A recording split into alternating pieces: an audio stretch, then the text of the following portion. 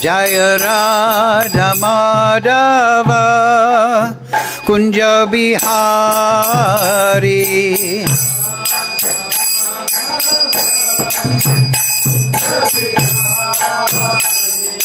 Gopi Jana Ballava Girivaradhari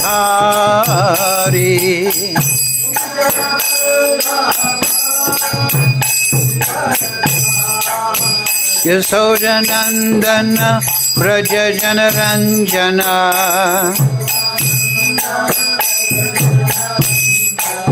Yasodanandana Braja Janaranjana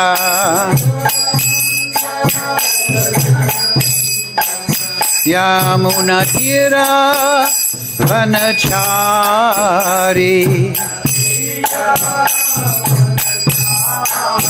Yamuna Tira Vanachari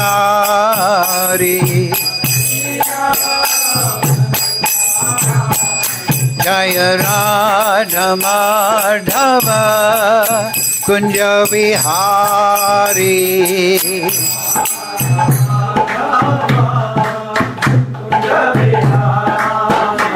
Jaya Radha Madhava Kunja Vihari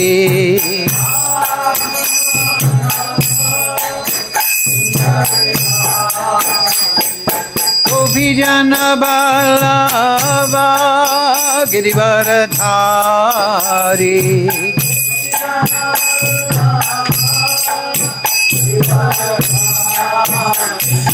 Gopi Jana Ballava Girivaradhari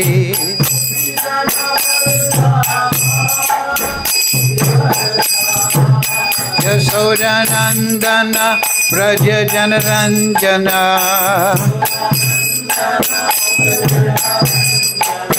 Yasodanandana Braja Janaranjana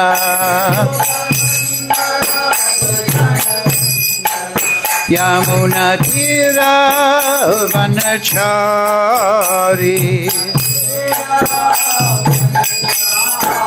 Yamuna Tira Vanachari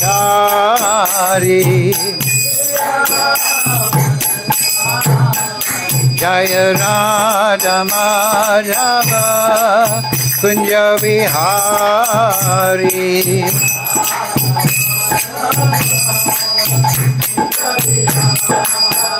Jaya Radha Madhava Kunja Vihari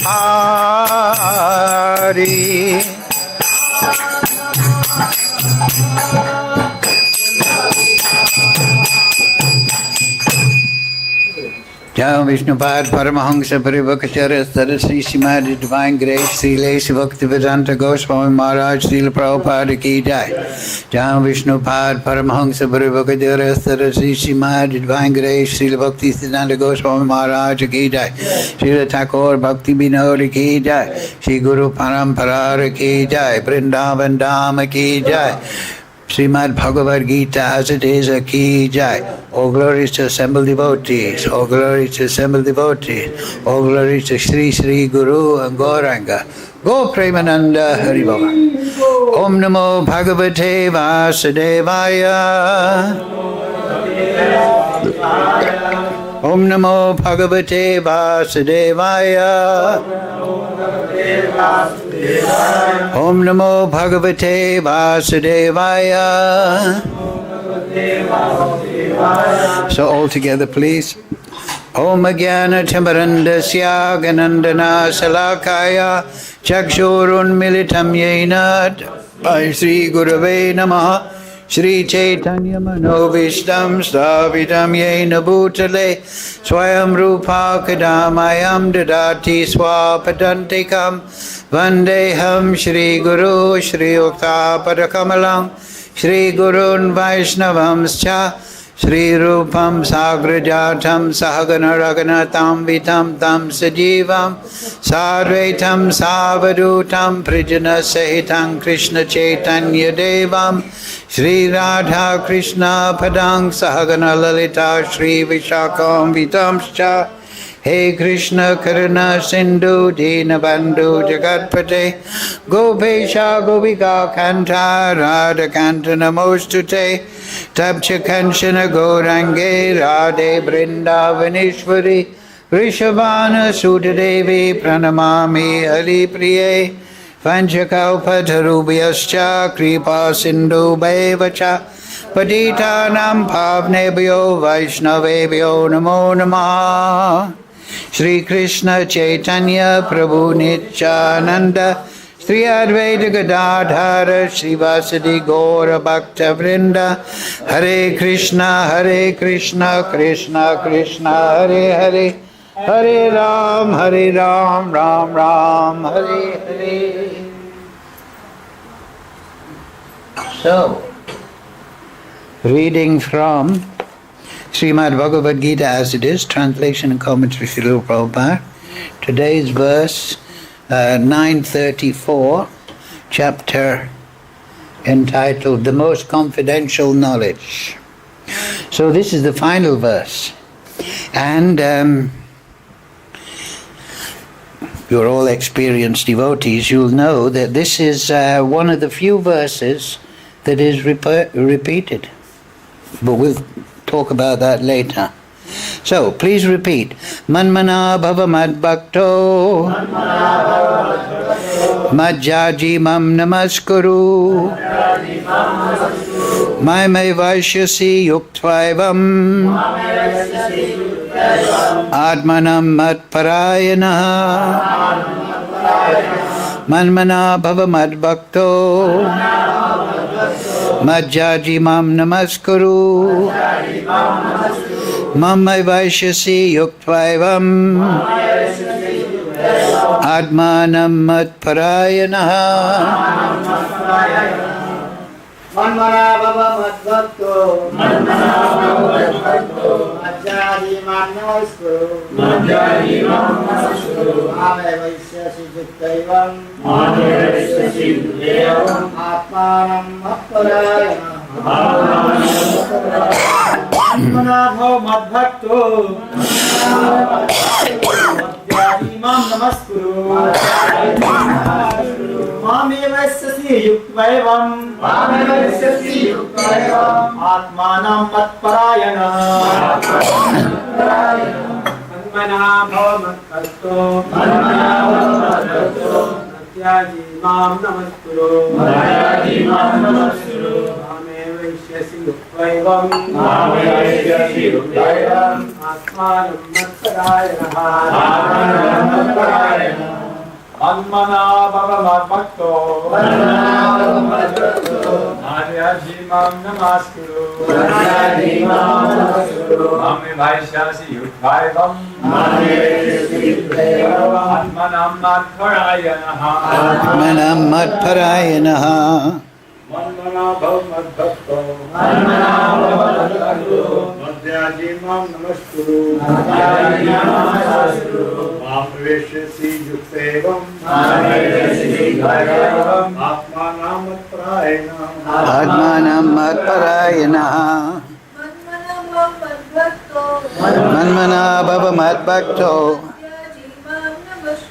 mad-yājī mam namaskuru evaiṣyasi yuktvaivam ātmānam mat-parāyaṇaḥ. So,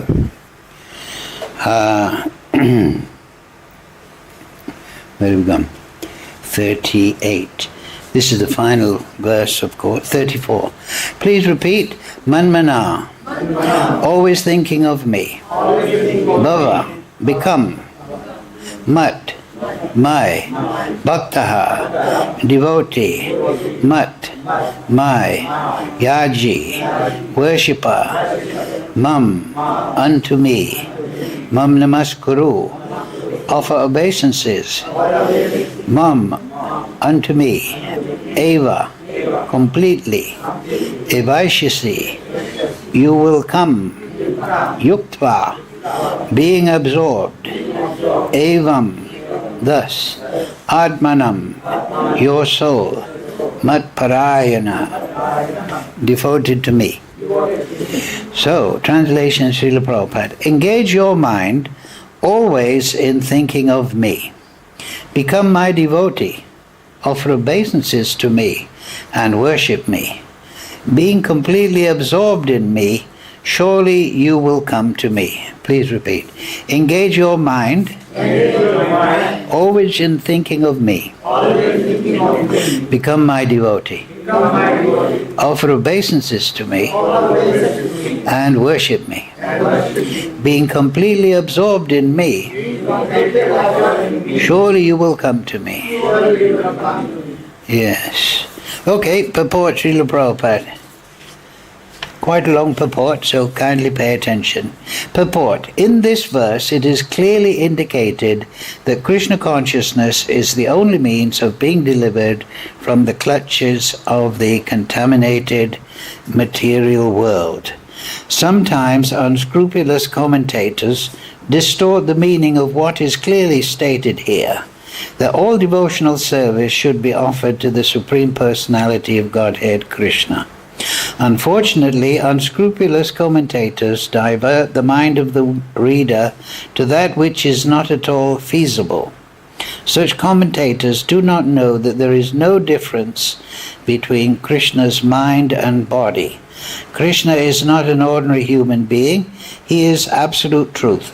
His body, mind, and he himself are one and absolute.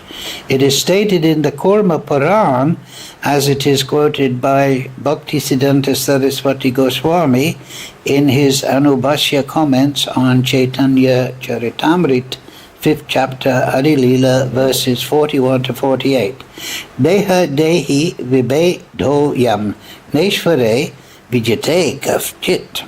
This means that there is no difference in Kṛṣṇa, the Supreme Lord, between himself and his body.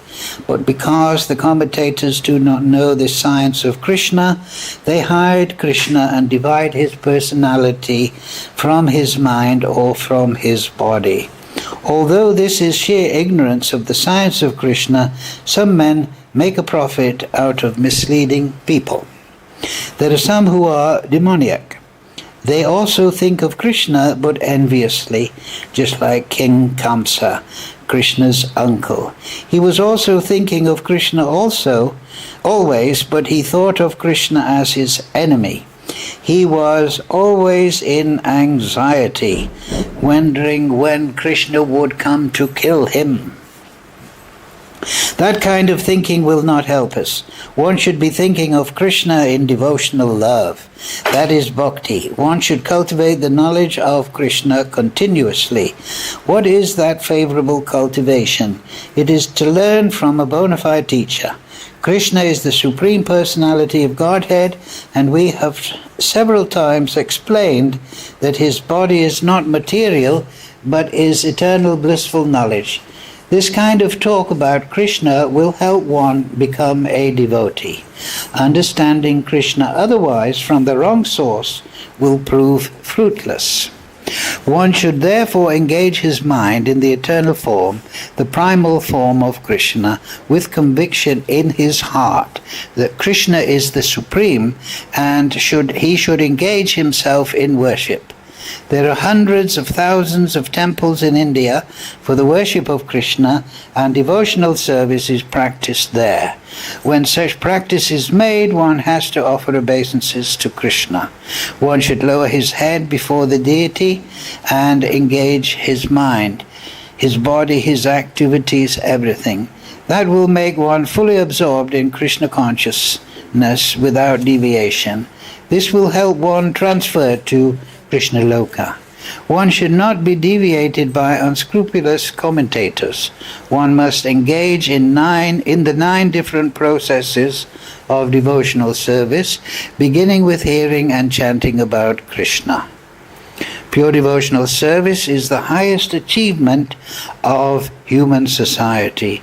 The 7th and 8th chapters of Bhagavad Gita have explained pure devotional service to the Lord that is free from speculative knowledge, mystic yoga, and fruitive activities. Those who are not purely sanctified may be attracted by different features of the Lord, like the impersonal Brahmajyoti and localized Paramatma. But a pure devotee takes directly to the service of the Supreme Lord. There is a beautiful poem about Kṛṣṇa in which it is clearly stated that any person who is engaged in the worship of demigods is most unintelligent and cannot achieve at any time the supreme award of Kṛṣṇa. The devotee in the beginning may sometimes fall from the standard, but still he should be considered superior to all other philosophies and yogis. One who always engages in Kṛṣṇa consciousness should be understood to be a perfectly saintly person. His accidental non-devotional activities will diminish, and he will soon be situated without any doubt in complete perfection. The pure devotee has no actual chance to fall down, because the Supreme Lord personally takes care of his pure devotees. Therefore, the intelligent person should take directly to the process of Kṛṣṇa consciousness and live happily in this material world. He will eventually receive the supreme award of Kṛṣṇa.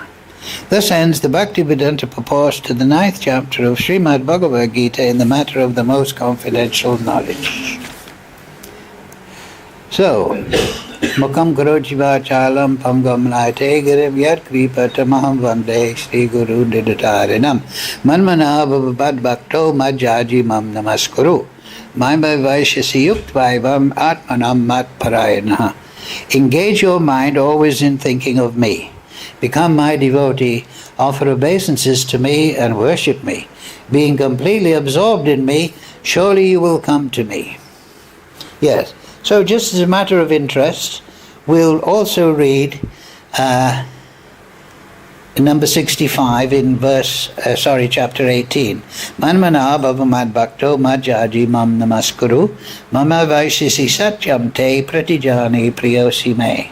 Always think of me, become my devotee, worship me, and offer your homage unto me. Thus you will come to me without fail. Being completely absorbed in me, surely you will come to me. I promise you this because you are my very dear friend. Yes, so Kṛṣṇa says at the end there, you're my very dear friend.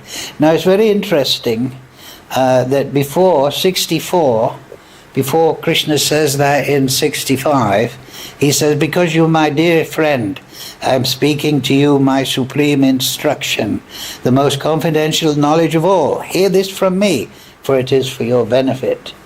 So, Kṛṣṇa, a friend and a friend are friends. And you see at the beginning of this chapter, please don't speak during the class, ladies. It's distracting. Silence is golden. And so at the beginning of this chapter, Kṛṣṇa says something very similar to that verse 64.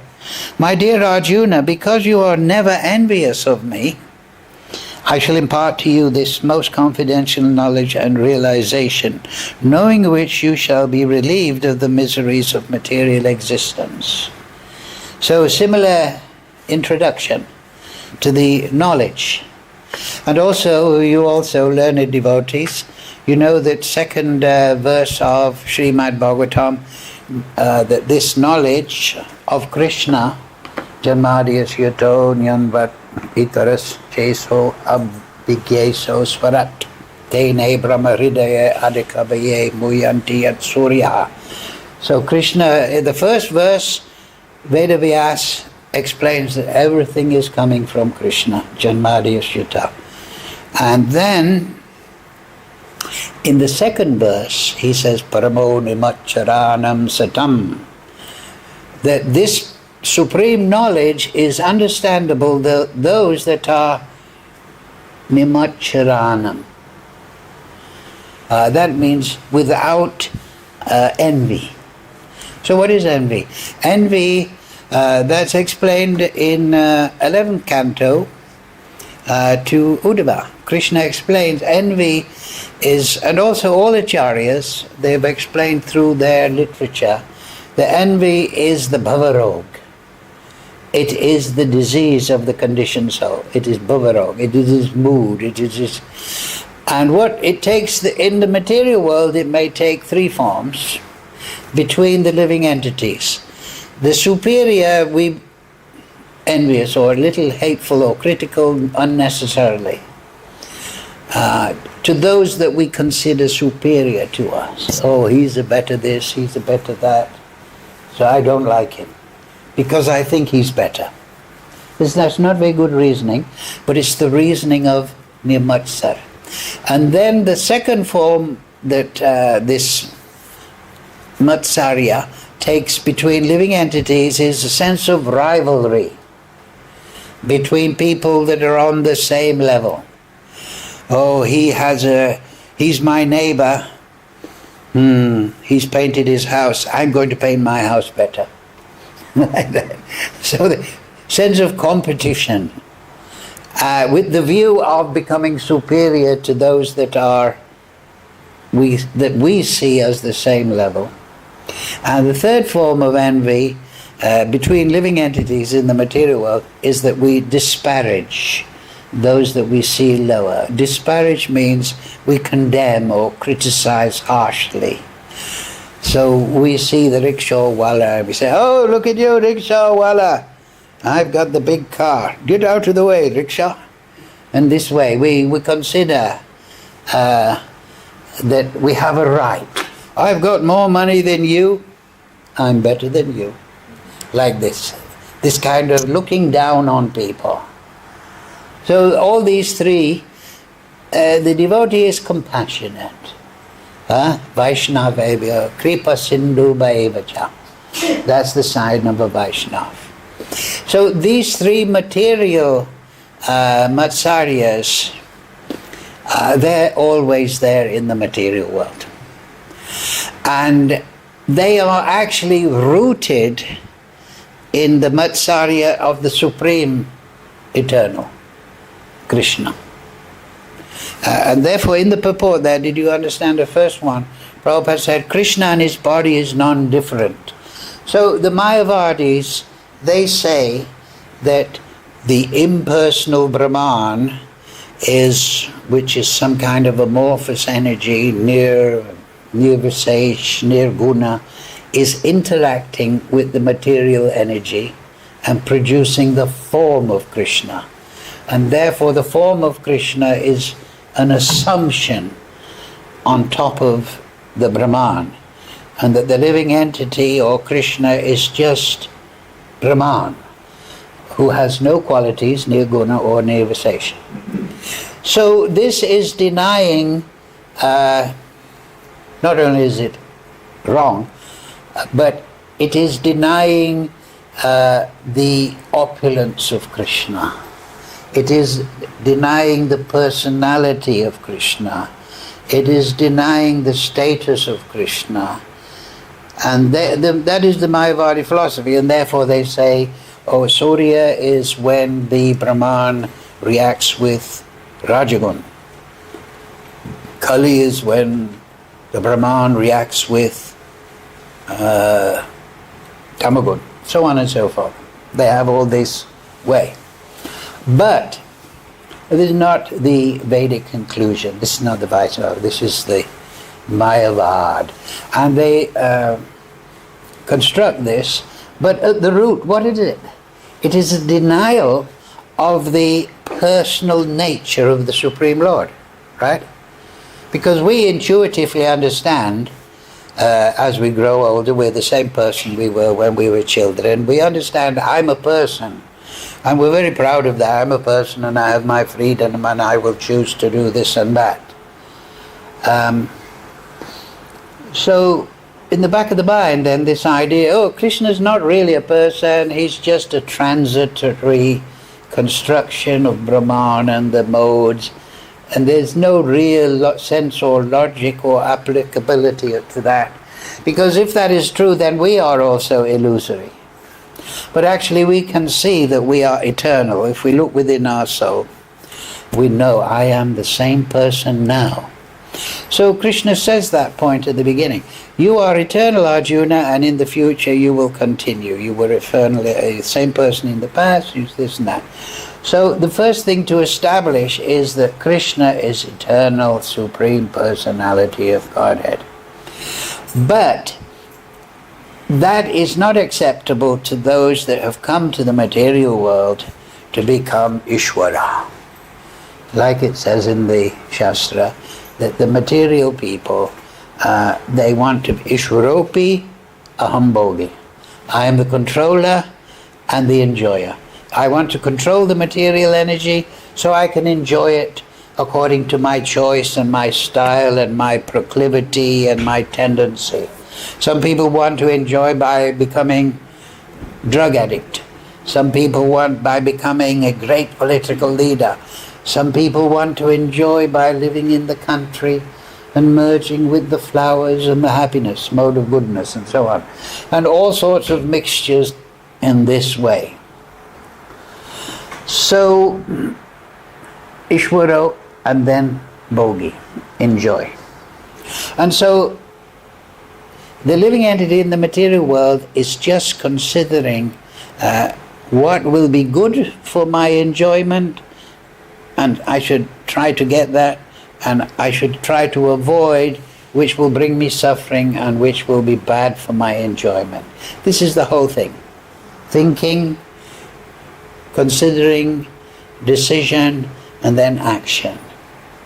These are the psychic movements. But these all take place in forgetfulness of the Supreme Lord.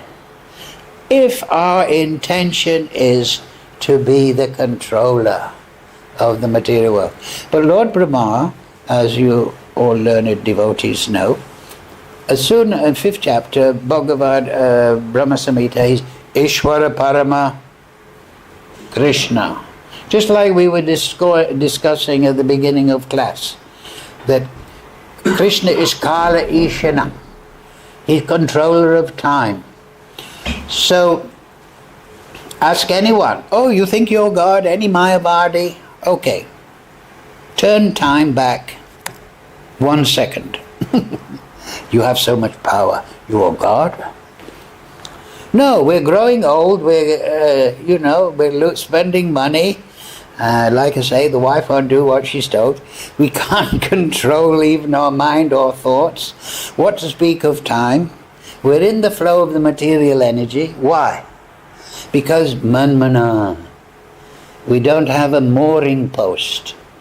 Like nowadays, especially in the Western countries, people are being driven, in America especially, I'm not from America, I'm from Ireland, my family, but they're being driven crazy by the new religion of psychotherapy or psychology, right?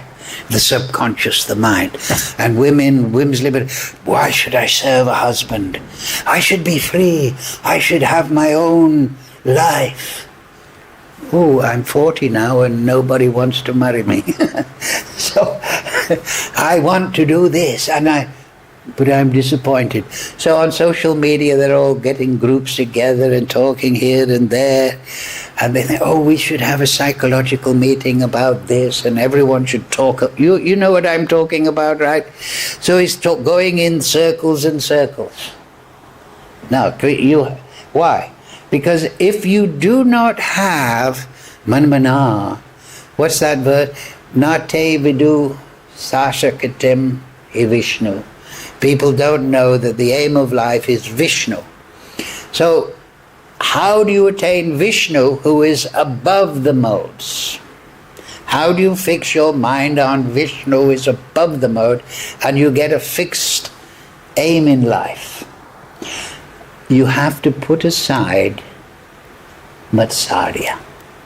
You have to put aside this idea to be a little Kṛṣṇa, to control and enjoy what you can. And so this verse gives the formula, these two sections. man-manā bhava mad-bhakto. Become devoted to Kṛṣṇa. So Prabhupada, in the first chapter there, he's saying, become devoted to Kṛṣṇa, knowing that he is the absolute truth, through and through.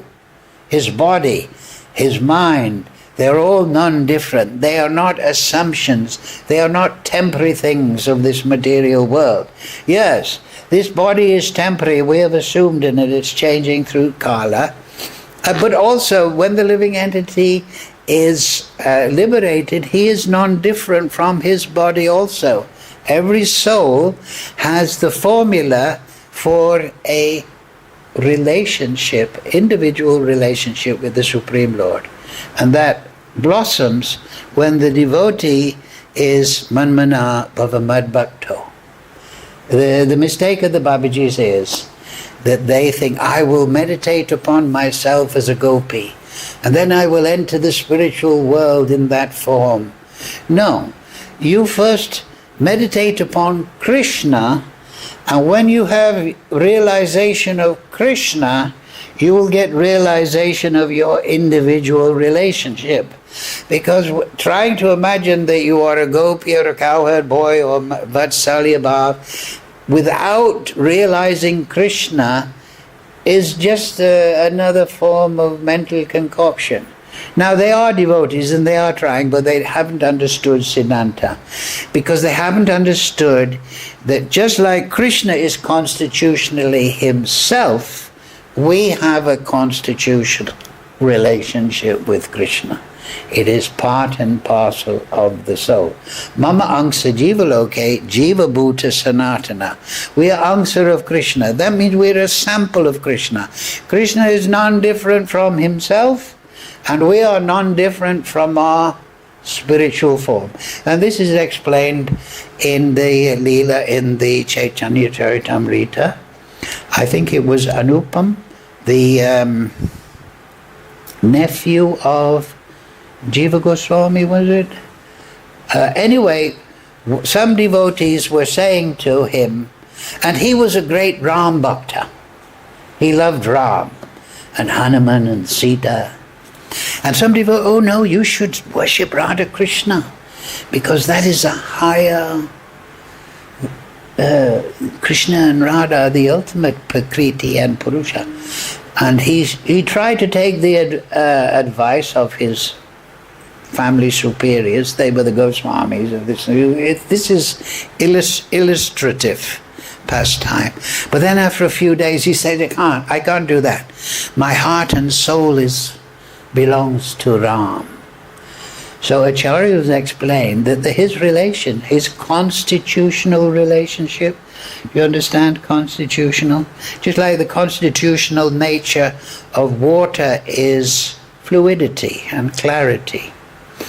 So and that is dharma in the ultimate self, ultimate relationship.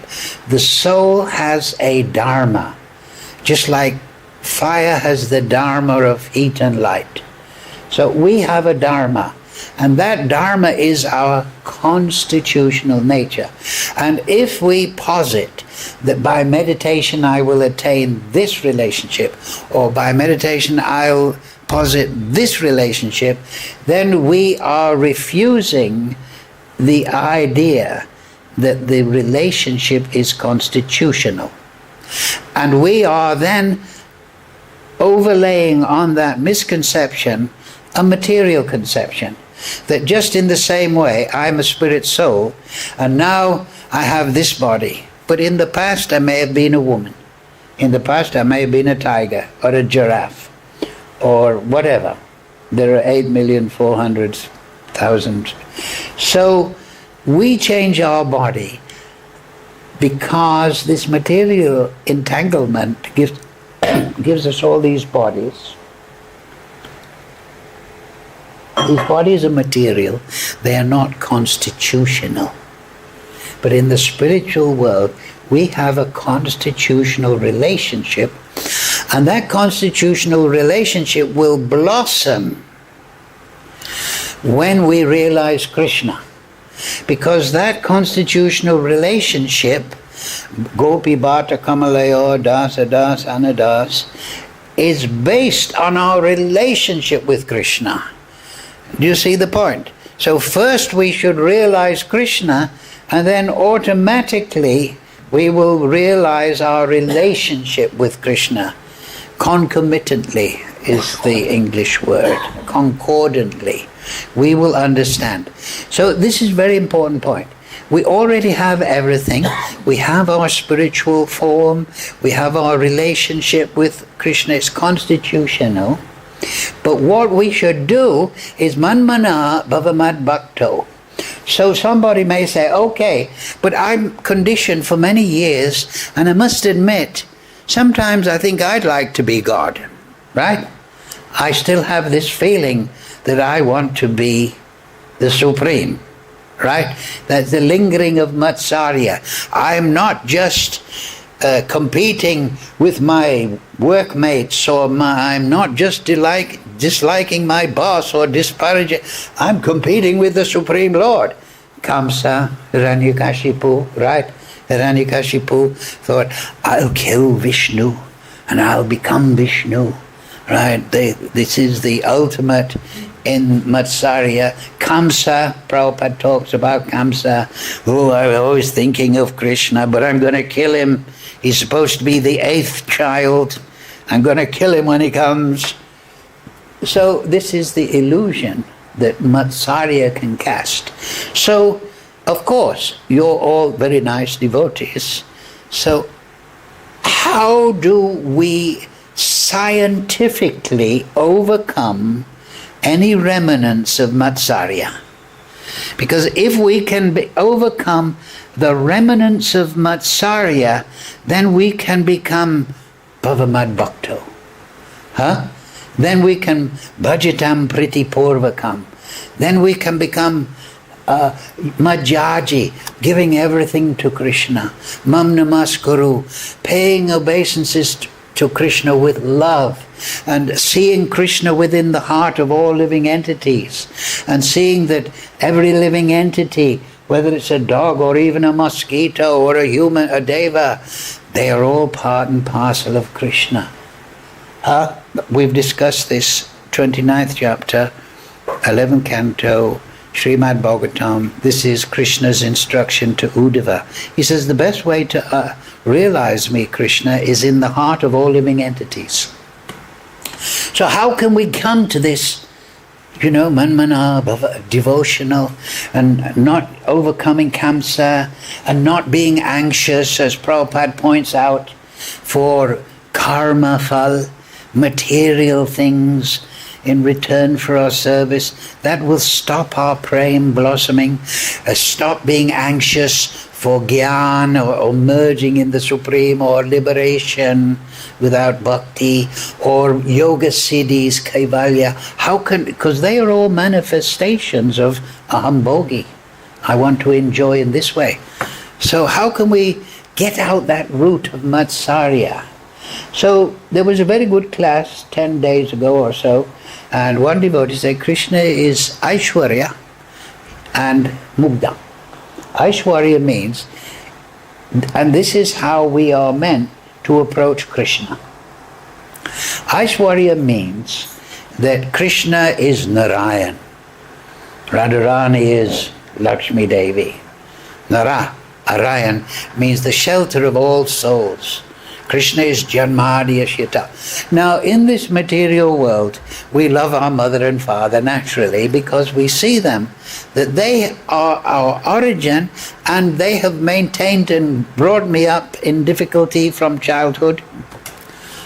So I have a natural feeling of thanks. But at the beginning of the Bhagavatam, like we say, Janmadhyashyata.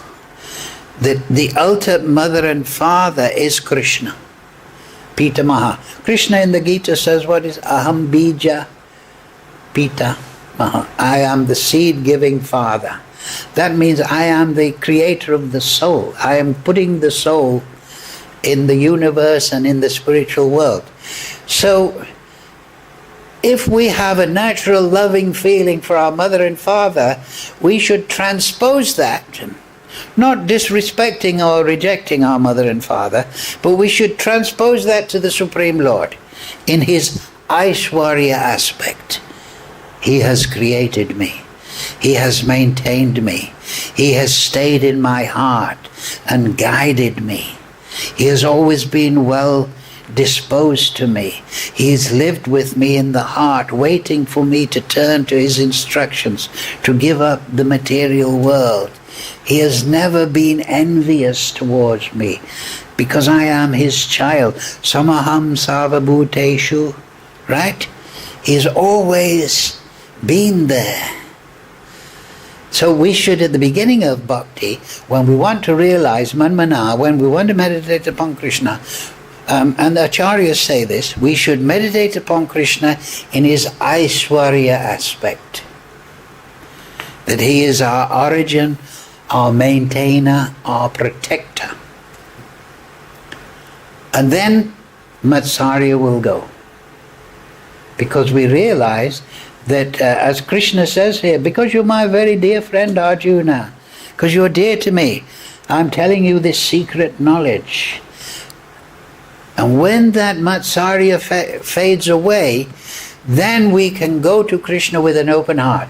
So Aishwarya meditation upon Kṛṣṇa as the source and the superpower, Vasudeva Savamiti, that will be expanded even more in the next chapter. It was early in the earlier section. When we realize, oh Kṛṣṇa, you are the Supreme, and you have created me and maintained me.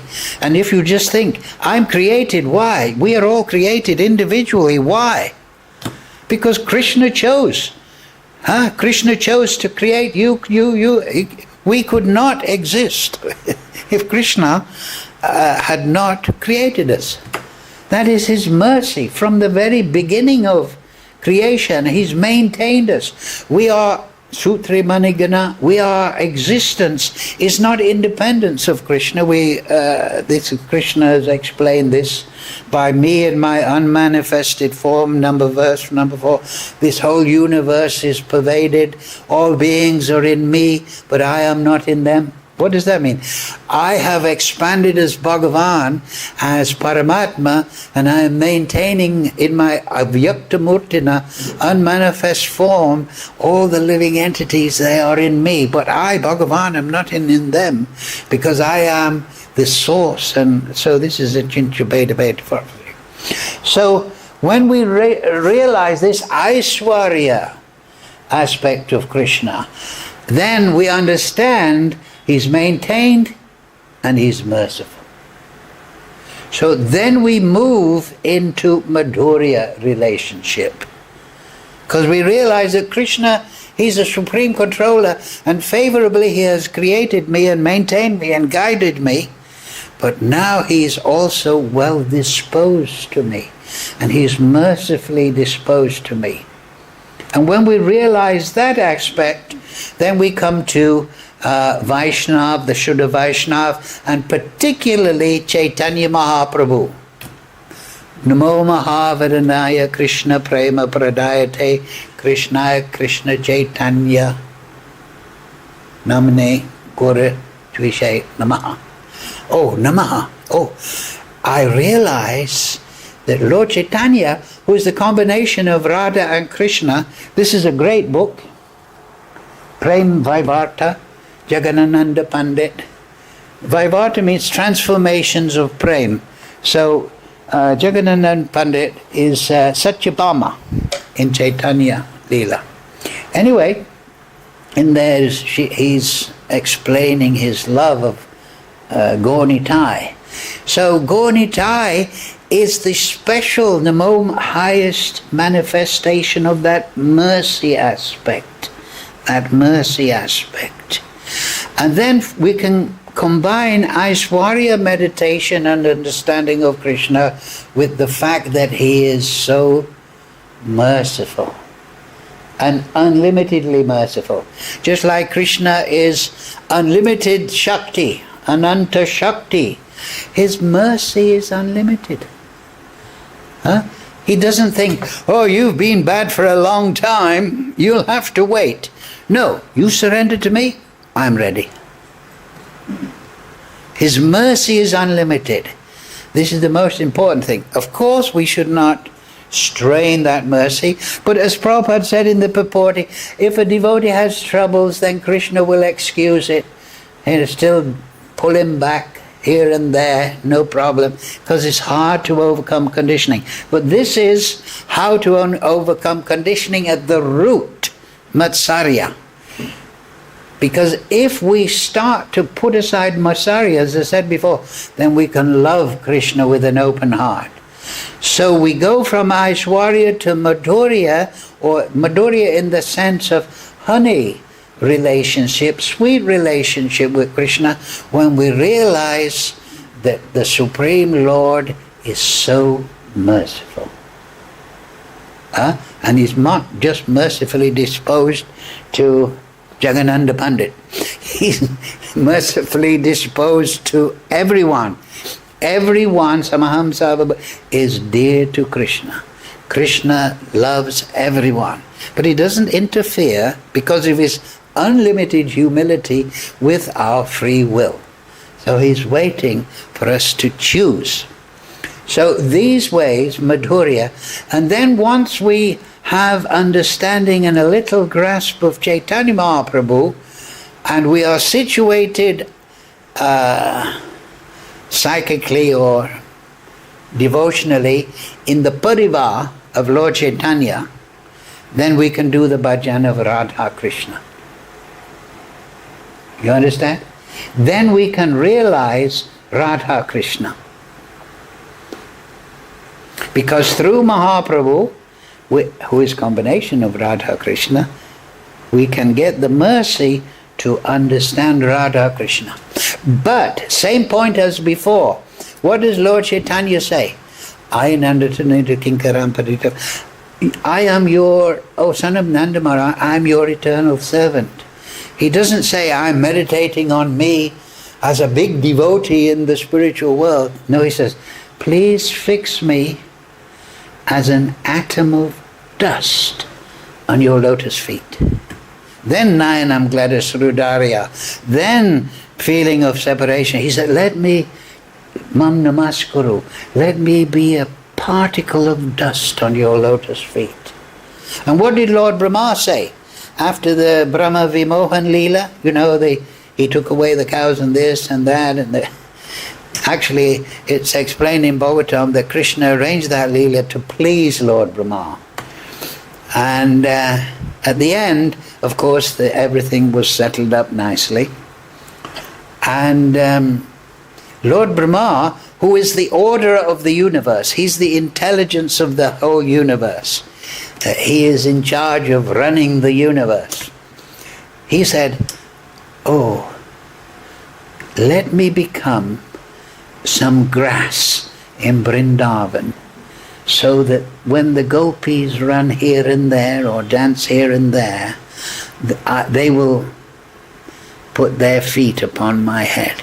Now he is Lord Brahma. He's the controller of the universe. He's the number one in charge. Lord Shiva is manifest from him. In Tattva, Lord Shiva is considered more powerful, but Lord Brahma in status as being the origin of Lord Shiva. Lord Shiva is ultimately coming from Shankarshan. He is time factor. But Lord Brahma is thinking, let me become namaskuru. Let me become the grass so that the gopis will just run over my head. So you see the point now. Sometimes this idea is there, oh, I'm going to create my meditation, I have this diksha patra, this one, and I'm by my meditation, I'm going to enter the spiritual. No. You have to go namaskuru. You have to go very humbly. And Kṛṣṇa, he's telling this secret, not because he wants people to bow down. Kṛṣṇa is the unlimited Supreme Lord. He has millions and trillions of gopis that are worshipping him, Chintamani Prakrasatmasu. They're worshipping even with a little Aishwarya Bhav in Goloka, right? That sloka. Oh, Kṛṣṇa is sitting with Radha and he's surrounded by the Lakshmis and they're worshipping. And in Bhadrivan, right, the gopis worship Radha and Kṛṣṇa. They marry Raja and Kṛṣṇa secretly in Bhadravan and so on and so forth. So, namaskuru. Why is Kṛṣṇa telling Arjuna that? Because Kṛṣṇa is telling Arjuna, and through Arjuna he's telling us, that if we become gentle and humble and unassuming, that will catch my heart. And that's what we see in this world, isn't it? Say somebody is a very good musician, but he's proud. Do we take to that person? In fact, his pride will come into his music and it'll make it less beautiful. Because in a subtle way, his pride will come into his piano playing and we'll think, oh, he's a good piano player, but I feel that he's showing off. Huh? You know what I mean? But a great musician, he's absorbed. And he's communing with Paramatma ultimately, and he's just expressing his bhava, right? He's not showing off. He's in there. Pride is what? Lust, anger, greed, pride, illusion, pride, and matsarya. These are the 6 afflictions of the soul. So pride is something that is not attractive at all. Because what have we got to be proud about? It's all Kṛṣṇa. It's all, why should we claim it? It's again Ishvara and Bhogi. I've got this power and I'm going to enjoy being a great man. No. That will never catch Kṛṣṇa. That will never catch Kṛṣṇa. Kṛṣṇa is caught by namaskuru. And Lord Chaitanya illustrates that. He says, let me be a little piece of dust. Lord Brahma on your feet. Lord Brahma says, let me be the grass. And then Kṛṣṇa thinks, oh, this is and Radharani and Anangamanjari, they say, look at this beautiful devotees, they're so sweet and humble. Come on, let's bring them. Let's give them realization. Do you see the point? Because this, namaskuru, and mad-yājī means doing everything for Kṛṣṇa, all your duties, everything, all your bhajan, and Prabhupada says, he recommends the 9 processes, Shravanam, Kirtanam, Vishnu. Do it all as an offering, with bhajitam pritipurvakam, just offer an apple with just a little love.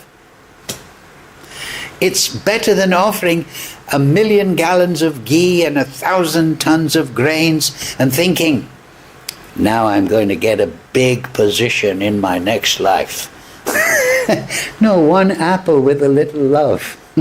That's more beautiful to Kṛṣṇa, more attractive. Then Kṛṣṇa will say, oh, there was a lady in the early days in Radha Damodar. Prabhupada didn't have anything here and this and that. The devotees were staying in Radha Damodar with Prabhupada. And they were staying in his little rooms down there. And they noticed the devotees. They said, Prabhupada, look, every day there's this little old lady and she has a big brass pot. And she goes to the Jamuna every day upstream and takes a big brass pot, puts it out, bring it back for the deity puja. And Prabhupada said yes. And she'll go back home, back to Godhead for that. Just because she was humble lady, there's so many in Vrindavan, and she's just taking 1 part of breath, giving it, Prabhupada, she'll go back to Godhead. She's doing all that hard work, hot sun, nothing, and giving to Kṛṣṇa. Mad-yājī. I'm doing that because I love you, Kṛṣṇa. That is bhajatam pritipurvakam. That is bhakti. Bhakti means out of love. So we practice that. And we can get that mood by taking shelter of these great devotees. Lord Chaitanya, Jagannananda Pandit, Nityananda Prabhu, Advaita Acharya. There's so many songs, right? Ha Prabhu Nityananda, Premananda Sukhi. Mo Samo, Patita Prabhu, Ami Paruduki. Please, Nityananda, you're always happy. Make me happy, please. A little happiness, so I can serve properly. So the secret is to evoke the kripa. So man-manā is necessary, right? Man-manā. Aishwarya will take away the last remnants of Matsarya, and then we understand, oh, Krishna is kind and merciful, and then with that in mind we can worship Kṛṣṇa. Mad-yājī. Do you see? Do you see the idea? These contemplations of different aspects of Kṛṣṇa and his devotees and Lord Chaitanya and the Sangha. And if we contemplate this when we're chanting, this is Raganuga Bhakti. Raganuga means to take shelter of the Rag-atmika devotees. Rag-atmika devotee means the devotees, the Nitya-siddhas or the liberated devotees who embody certain aspects of relationship with Kṛṣṇa. If we meditate upon them and we try to become their servant without any other desire, ye prasade pure sarva, then all our ideas will become. So this is, as Kṛṣṇa said, I'm going to tell you, Arjuna, the big secret. Why? Because you're my friend. So how to become the friend of Kṛṣṇa? Put aside this matsari. Understand that Kṛṣṇa is the most merciful to us. And we understand that at the beginning. And then on that matsarya will go. And then we can do bhajan. Kṛṣṇa, for so many lifetimes I have ignored you, forgotten you, talked nonsense, strived for happiness, but you don't consider that because I'm taking shelter of your pure devotee. Hare Krishna, Krishna Krishna, Hare Hare, Hare Ram, Ram, Hare Hare. Okay, so we didn't quite finish on 6:50, but any quick question? Yes. Thank you for the classes about meditation and the process. You mentioned that constitutionally we have a particular relationship with Krishna. And based on the context, I assume you're meaning in relationship with Krishna in Vrindavan, based on the context? Well, in the Krishna Samhita, Bhaktivinoda Thakur, he deals with this question. He says that ultimately everyone has access to Vrindavan ultimately because Krishna aham sarvasya prabhavo, he is the source of everyone. So everyone's root is Krishna in Vrindavan. Now that is corroborated in the Brihad Bhagavatamrita, Sanatana Gosvāmī. You know Gopakumara? This is an allegorical story. He goes here and there, but only when he comes to Vrindavan does he feel at home. You know, he goes up to different planetary systems. I don't know if you've read. He doesn't feel comfortable. So, first of all, the point is that the relationship with Krishna is constitutional. And then also in the Vedanta Sutra, it is explained, this question is asked. What about, because Vedanta Sutra is in 4 parts. One is Sambandha Kanda, one is Abhideya, one is prayojan and moksha kanda.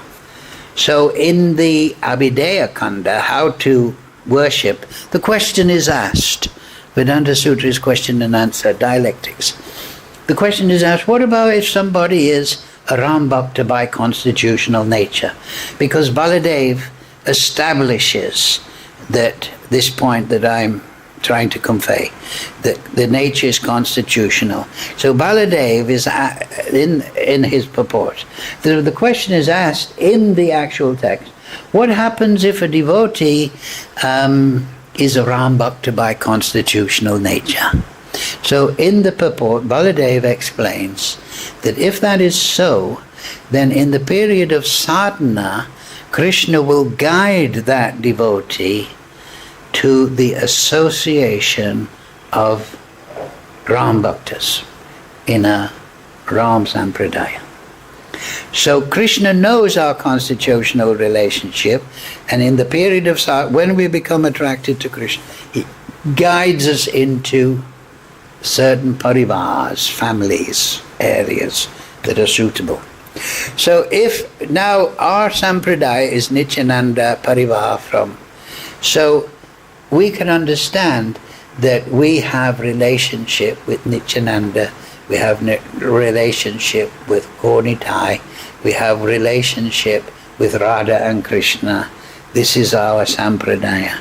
So though we may not have realized our constitutional relationship, these are indications that that's our parivar.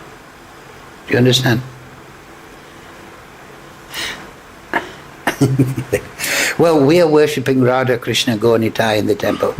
So that means, it indicates that we have come to this section of sadhana, this way of performing sadhana, because our constitutional nature is with Gaunitai and Radha Kṛṣṇa. Do you understand? Yes, but our constitutional nature is das. Huh? Das. Yes, that is the heart of it. But there is certain bhavas on top of it. Right? So in the conversation of bhava, that's where it's not so constitutional. No, if you read the Shastra, if you read Bhakti Vinod, Bhaktisiddhānta, Bhaktivedanta, they all insist that the relationship is constitutional. And why does Buddha and Brahma, if they have a constitutional relationship with Kṛṣṇa and one of the five bosses, why are they praying to be a blade of like a patch of grass? Isn't that based on your argument? So that they can realize their constitutional nature. Okay. Do you understand? That was the point I was trying to make. Lord Chaitanya said, let me be a speck of dust. So I was trying to emphasize namas-kuru. We have to approach with this humility. Do you see my point? And Lord Brahma, head of our Sampradaya, is explaining Tranadapi, Sanichena, Charorapi, Seshana. It's very similar.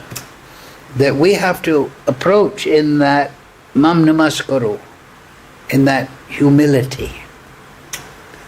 And then we realize Kṛṣṇa, then we realize our relationship with Kṛṣṇa. And this is, it's then, what's that verse? Nitya Siddha Kṛṣṇa Prem, Sadakavanai, Shravanadi Sudachitte, Karide Udai. First you get little prem, then your relationship will wake up. Because our constitutional relationship, yes, everyone is das, accurate, but that servitude, mood of service, is the root of the prem. You understand? And so our constitutional relationship is an expression of that prem. So therefore, in Sanskrit, sthayi-bhav, it means our fixed sthayi-bhav, mood. And on top of that mood, then there are so many moods that will interplay.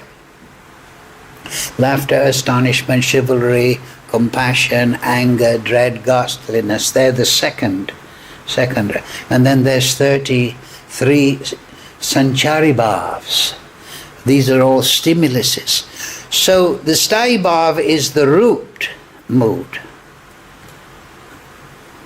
Madhurya, vatsalya, sakya, dasya, so on and so forth.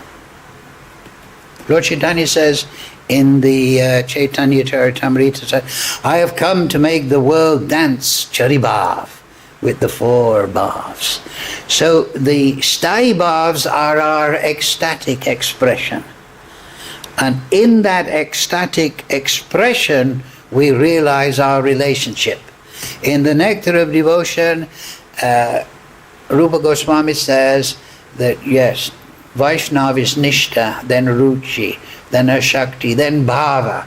And Rupa Goswami says when you're in Bhava, you realize your relationship with Kṛṣṇa, because you realize Kṛṣṇa. That's why I'm trying to say earlier, that you have to realize Kṛṣṇa, then concomitantly, do you understand? Concordantly, at the same time, you realize my relationship. Do you understand? So it is explained also in Shastra, that's there, in Caitanya-caritāmṛta, that a devotee who worships Gaunitai, and from that position worships Radha Kṛṣṇa, he will have 2 forms. He will have 1 form in Caitanya-līlā and 1 form in Kṛṣṇa-līlā. Right? You've read this, right? You know? Huh? So you're not even restricted to 1 form. So, be happy. But realize Kṛṣṇa. Realize Kṛṣṇa. Develop bhava. You understand? Bhava means, it's different translation, but it means substantive emotion. It means the ecstasy of Kṛṣṇa. Because, yes, aishwarya, kripa, and then bhava. Bhava will realize Radha and Kṛṣṇa and Gaunitai. Now, through a little intellect, we can understand. Aishwarya, yeah, Krishna's the great one. Krishna's been merciful to me. Kripa, we can understand that with little intellect. But to understand the Ras-līlā, to understand the interplay between Jagannananda Pandit and Lord Chaitanya, we can only understand that through bhava. Do you understand? Is that clear? So we can progressively go. But bhava reveals the spiritual world. What does it say in the Brahma Samhita? Striya kanta kanta parama purusha kaltaravo dhruva bhumis chintamani gangamai toam amritam katyam gangnam nityam Vamsi priya shaki chindanandam jyoti parama api swada aswadipa. That in the spiritual world, every step is a dance, every word is a song. And the flute and all entities are enjoyable and ecstatic. So that is understood through bhava. It's not through intellect. We have some picture, but it's understood through prema. So we'll finish at this point. Thank you all very much for your kind attention. Hare Krishna, Krishna Krishna, Hare Hare, Hare Ram, Ram Ram, Hare Hare. So we just create a little bhava, mam namaskuru, and then we understand everything. Achintya Rup. Srimad Bhagavad Gita Sadhu Sangha Vrindavan Dhama Ki Jai.